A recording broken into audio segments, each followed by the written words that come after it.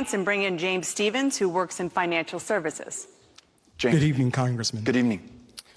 The current administration has demonstrated to me an uncomfortable tolerance towards hate and bigotry in the country.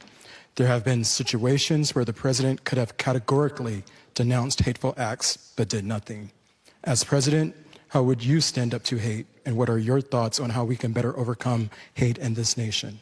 Thank you, James. Appreciate that.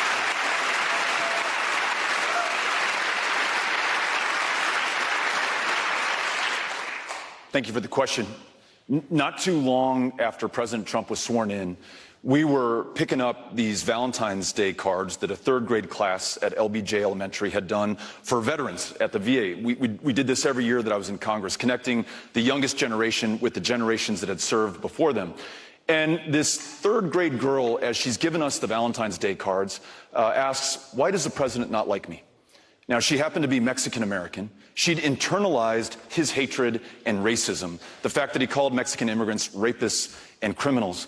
I told that story in Houston, Texas, and a family took me aside and they said, that really resonated with us because our third grade daughter came home, and because we're Muslim, she asked if we are in the right country or we should go somewhere else, despite the fact that she was born in this country, as were her parents.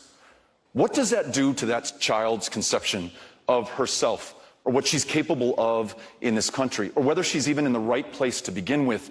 When a president calls Klansmen and Nazis and white supremacists very fine people, when he conflates the words of Representative Ilhan Omar, who happens to be a Muslim member of Congress, with the attacks on 9/11, stoking Islamophobia and hatred and, yes, violence, you begin to be able to explain the rise in hate crimes every single one of the last 3 years. I'm making the case that the President of the United States of America right now does not just offend our ears or our sensibilities, he makes possible the acts of violence and hatred that we're seeing play out in this country today.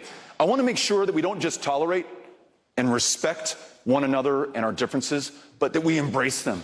That is how we become a stronger country, and that's what I will reflect as your president. Thank you.